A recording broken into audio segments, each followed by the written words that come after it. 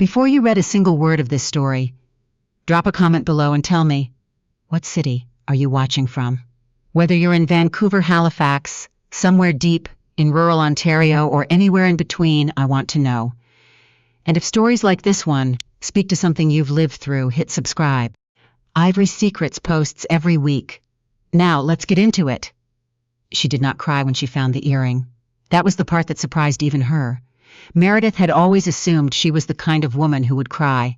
She had cried at her father's retirement party, at her niece's school play, at a commercial once, in a gas station parking lot outside of Guelph, a commercial about a dog coming home. So she had always known herself to be soft in the places that mattered, soft enough to break. But when she found the earring, rose gold, single pearl drop, not hers, wedged into the seam of the passenger seat of the car she and her husband shared. The car she drove on Tuesdays and Thursdays when her schedule ran later than his. She simply picked it up, turned it once between her fingers, and set it in the cup holder. Then she drove home. That was 6 weeks before everything changed. And looking back, she understood that the moment she set that earring down, without throwing it, without calling him, without pulling off the highway to sob into her steering wheel, that was the moment the door between the life she had been living and the life she was going to live swung open, slowly and without a sound. Her name was Meredith Calloway. She was 41 years old. She had grown up in Kingston, Ontario, the youngest of 3 daughters, the quiet one, the one who read books in the back seat on road trips while her sisters sang too loudly, and her parents pretended not to love the noise. She had studied architecture at the University of Waterloo, then urban planning, then found that what she actually wanted was somewhere in between, not just designing buildings, but thinking about what cities needed to breathe, to work, to feel like places people wanted to stay. She had built a career on that instinct, quietly, steadily, the way she did most things. By the time she was 34, she was leading projects for a mid-sized firm in Toronto. By 37, she had her name on 2 provincial heritage restoration contracts that had won awards she kept in a cabinet, in her office, and never mentioned at dinner parties. By 40, she was, by any honest measure, the more professionally accomplished person in her marriage. Her husband was Daniel Calloway. They had met at a conference in Ottawa 15 years ago. He had been charming in the specific way that architects at conferences are charming, quick with opinions, good with eye contact, the kind of man who made you feel like you were the only person in the room even when the room held 200 people. She had been 26 and thought that was love. She had not yet learned to distinguish between the feeling of being chosen and the feeling of being seen. They had married within the year. They had bought a house in the east end of Toronto, a narrow Victorian semi that she had spent 3 years quietly renovating on weekends. They had no children by a sequence of decisions that had felt mutual at the time, and that Meredith, in the long, careful hours after the earring, had begun to re-examine. Daniel ran his own firm, small, boutique, comfortable. He was good at what he did, though he had always spoken about his work with a grandeur that sat slightly larger than the work itself. She had learned not to notice. Or rather, she had learned to notice and say nothing, which is a different skill entirely, and one she had become, over 15 years, exceptionally good at. The earring was not the first sign. She understood that now, in the way that you only understand things once you have decided to look directly at them. There had been a dinner 2 years ago where his phone had lit face down on the table 3 times in a row, and he had covered it with his hand, like it was something she had tried to take. There had been a conference in Calgary he had extended, twice, for reasons that had seemed plausible in isolation. There had been a shift in him, gradual as a season changing, where he had begun to look at her the way you look at furniture. You have stopped noticing. Not with dislike, but with the kind of absence that is worse than dislike. She had not confronted any of it. Not because she was afraid, and not because she did not know. She had not confronted it because she was in the middle of something. For the past 2 years, Meredith had been working on something she had told almost no one about. It had started as a side project, the kind of thing you do at 11 at night, when the house is quiet, and the work you do for money has satisfied your brain but not your imagination. She had been thinking for years about a problem she kept encountering on her larger, urban projects. The way heritage buildings in mid-sized Canadian cities were being lost not because anyone wanted to lose them, but because the restoration costs were prohibitive. The regulatory pathways were labyrinthine, and the economic case for preservation was almost impossible to make against the economic case for demolition and rebuild. She had watched beautiful things disappear, in Sudbury, in Fredericton, in Lethbridge, while the paperwork to save them was still in progress. So she had started building something, a methodology at first, then a software framework, then, slowly, and with help from a former professor in Waterloo and a data scientist she had met through a mutual friend, something that looked startlingly like a company. She had not told Daniel this was not, she told herself at first, a deliberate concealment. She was not ready to talk about it. She did not want the particular way he had of receiving her ambitions, the slight pause before enthusiasm, the enthusiasm itself, arriving a half-second late, just late enough that she could always hear the adjustment in it. She had learned to protect her most serious ideas from that pause. She kept them in the quiet part of herself, until they were strong enough that his response to them would not matter. But as the months passed and the thing she was building grew more real, she began to understand that she was also protecting herself in a broader sense. Keeping a door open, making sure that whatever she walked toward, she was walking toward it on her own terms, on ground that was entirely hers. The earring changed the timing. She picked up the pearl drop from the cup holder when she got home. That night, carried it inside, and placed it on the bathroom counter where Daniel would see it, if he looked. He did not look for 4 days. When he finally mentioned it, casual, a question, a light touch of confusion, she watched his face the way she watched structural reports, looking for where the load was being held wrong. She said she had found it in the car. She said she assumed it was a client's, maybe from when he had driven someone to a site visit. She watched him take the excuse she had built him, watched him use it without hesitation, and then she went to bed and lay very still in the dark, and made a decision. She would not say anything yet.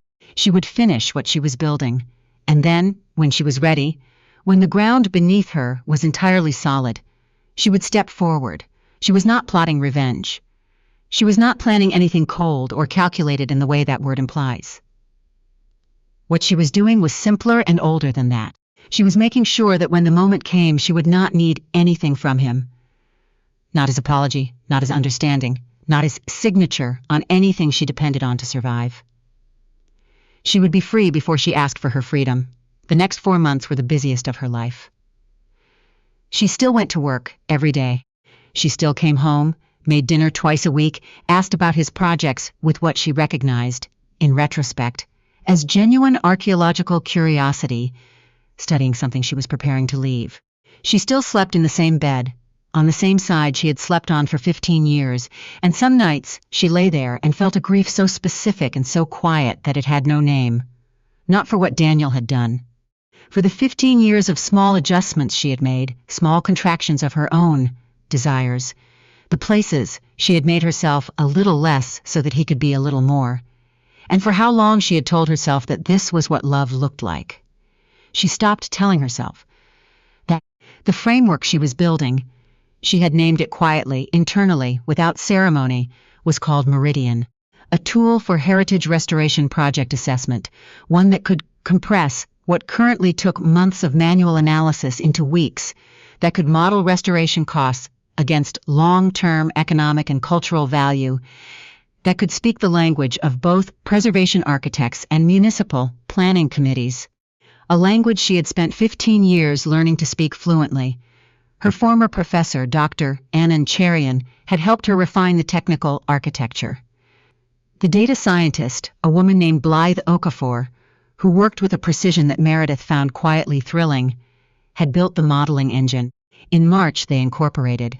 In April, Meridian was accepted into a federal innovation accelerator program, one of 12 companies selected from over 400 applications.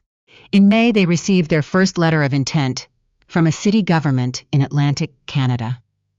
A mid-sized municipality with a waterfront heritage district it was desperate to save, and a budget that made conventional restoration impossible. Meredith read the letter of intent twice, at her office desk, at 7:30 in the morning before anyone else arrived, and then she sat very still for a long time. She had built this from nothing. From 11 o'clock evenings and weekend mornings, and the particular kind of focus that becomes available to you when you have quietly accepted that something in your life is ending. She had built it alone, and it was real, and it was hers. She called Dr. Cherian. She called Blythe. She did not call Daniel. That evening she came home and made pasta and asked him how his day had been. He talked for 20 minutes about a commercial project in Mississauga. She listened. She asked one question, a good one, the way she always had. He answered it, and then looked at his phone. She thought, this is the last ordinary evening. She did not mean it dramatically. She simply knew, the way you know when weather is changing, that the time she had given herself was over. She was ready. The ground was solid. There was nothing left to wait for. 2 days later she came home at a normal hour, parked the car, walked to the front door, and stopped. Through the front window, the tall, original Victorian window she had spent a weekend refinishing 8 years ago. That winter before her mother got sick, when she had balanced on a ladder for 2 days, and Daniel had brought her tea and she had loved him simply, and without complication, through that window she could see into the living room. Daniel was there. A woman was there. The woman was wearing the kind of dress that signals a specific kind of confidence, the kind you wear for an evening that begins at someone else's house. Meredith stood on her own front step for 7 seconds. She counted them, not consciously. The way you count when a part of your mind is trying to hold you still. Then she took out her phone and called the friend she trusted most in the world. A woman named June, who had known her since Waterloo, who had never once said, I told you so, even when she absolutely could have, and she said, Can I come stay with you tonight? June said yes before Meredith had finished the sentence. She did not go in. She did not ring the bell. She did not need him to know she had been standing there. She did not need the scene, the confrontation, the wet and ugly geography of a marriage ending in a hallway. She walked back to the car, started it, and drove to June's apartment in Leslieville. And when June opened the door and looked at her face, she simply said, I knew. I've known for a while. I'm fine. I need a glass of wine and I need to see a couch. She drank the wine. She did not cry. She slept. She called a lawyer the next morning. Not a mediator, not someone who would facilitate a conversation. A lawyer. She was not unkind in this, just clear-eyed. She understood that the version of Daniel who had let her stand on the outside of their own front door was not a man she needed to have gentle conversations with. She also understood practically that she owned half of that house, that their finances were intertwined in the ordinary married way, and that she had a company she had built entirely on her own time with her own resources and her own mind that she intended to protect absolutely. The lawyer's name was Bridget Fuentes, and she was exactly the kind of woman you want in your corner when you need your corner defended. Careful, specific, and entirely without sentimentality about the task. They moved quickly. Meredith gathered what she needed from the house on a Thursday afternoon when she knew Daniel had client meetings. She took her architectural drawings, her research files, the 3 notebooks that contained the early Meridian framework, her grandmother's tea set, her winter coat, and the photograph of her mother and her, taken on the dock. At a rented cottage in Muskoka, the summer she was 9, she left everything else. She left the Victorian window. She left the kitchen she had designed. She left 15 years of small accommodations, stacked invisibly in every room.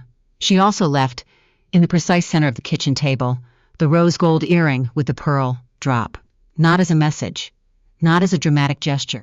She simply wanted the house to no longer contain anything that confused her about who she was and what belonged to her. She moved into a short-term furnished apartment in the annex, 2 rooms, and a study that looked out over a street, lined with coming into leaf. It was small and bare and completely, entirely hers. She stood in the center of the study, on the first evening, a mug of tea in her hands, and felt something she had not felt. In so long she had forgotten its specific texture, stillness.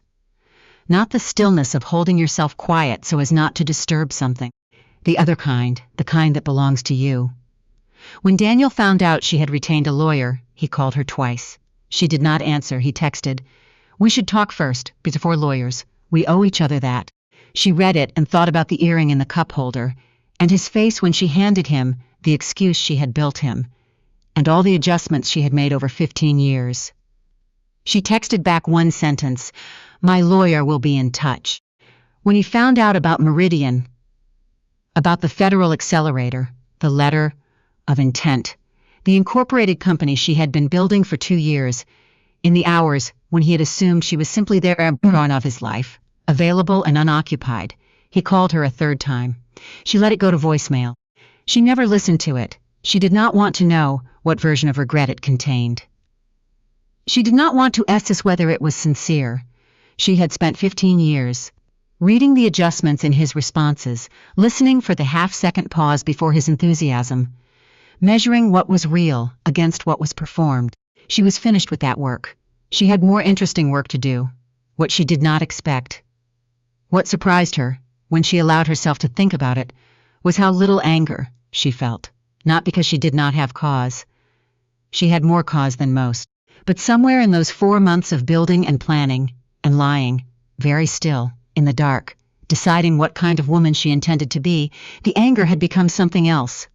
Not indifference, something cleaner. A kind of forward-facing clarity that had no room in it for him. Her mother had told her once, this was years ago, a Thursday evening, in the kitchen, in Kingston. The practical offhand way she said the most important things, that the hardest thing in the world is to want nothing from someone who hurt you. Not because the wanting is shameful, because the not wanting is the only thing that actually sets you free.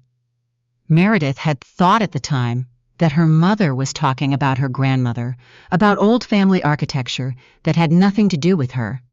She understood now that her mother had been talking about something that happens to all of them eventually, if they're paying attention. She wanted nothing from Daniel. Nothing he could give her, and nothing she would take from him. Only what was hers, the house, her share, settled cleanly and legally. The company, entirely untouched, her time, going forward, unaccounted for to anyone but herself. The divorce was final on a Wednesday in late October, a morning that came in cold and sharp the way Toronto mornings do in autumn, with a particular quality of light that makes everything look extremely clear. Bridget called her at 9:15 and said it was done. Meredith was at her desk at Meridian's new office. Actual office now, 4 rooms in a building, in the Junction, with a team of 7 people she had hired over the summer and Blythe's whiteboard covering most of one wall in the modeling room. She thanked Bridget, asked her to send the paperwork, and hung up. She sat for a moment. Then she walked to the small kitchen at the back of the office and made herself a cup of tea, and when she came back and sat down at her desk and looked at the work in front of her, she felt something move through her, brief and warm and completely certain, and she thought, there it is. She did not text anyone. She did not make an announcement. She opened the file she had been working on. A proposal for a waterfront heritage district in New Brunswick, the kind of project that would have seemed impossible 2 years ago, that now felt like the most natural thing in the world, and she began to work.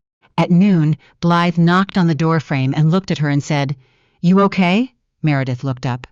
"Yeah," she said. "Actually, yeah." Blythe studied her for a second with the quiet precision she brought to everything. Then she said, "Good, because we have a call with Halifax at 2 and they're going to want to talk about the Phase 2 timeline." "I'll be ready," Meredith said, and she was. The letter came 8 months later. Daniel's firm had tendered on a municipal project in Brampton, a significant one, a mixed-use development, with a heritage component that had required exactly the kind of assessment methodology Meridian had spent 2 years building. His bid had lost. The winning proposal had cited Meridian's framework as a core component of its heritage analysis. She found this out not from Daniel but from a colleague who mentioned it in passing at an industry event. The way people mention things they do not know are significant. Meredith thanked her and moved on to the next conversation. Later, standing outside the event hall, on a clear November evening waiting for a cab in the sharp Toronto cold, she thought about the 15 years, about the kitchen she had designed and left, about the window she had refinished that winter on the ladder before her mother got sick. About the earring in the cup holder and the 7 seconds on the front step. And all the quiet evenings she had spent building something in the space where she had once tried to make herself smaller, she thought. It was the work, not the company, not the recognition, not the winning bid, not Daniel losing one. It was the 11 o'clock evenings. It was the first time the modeling engine ran correctly, and she and Blythe had looked at each other across a table full of coffee cups and not said a single word because there was nothing adequate to say. It was the 3 notebooks. It was the call to June that she had made before she even rang her own doorbell. She thought, I never needed him to know what I was worth. I needed to know. The cab arrived. She got in and gave her address, the new address, the apartment in the annex with the study and the maple trees, and she watched the city move past the window, all those lit rectangles of other people's evenings, and she felt in the space behind her ribs where the grief and the anger and the long, careful years of accommodation had lived. Exactly nothing she needed to explain to anyone, just the work ahead of her, just the road.